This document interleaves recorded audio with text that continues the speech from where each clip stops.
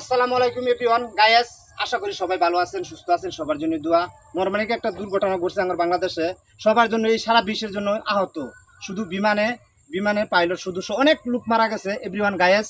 তারপরেও আপনাদের মাঝে আমি এই দুঃখের মাঝেও আপনাদের শুধু ভালোবাসা চাই, আপনাদের ভালোবাসা, আপনাদের পাশে থাকতে চাই। আপনারা সবসময় পাশে রাখবেন এভরিওয়ান গায়েস।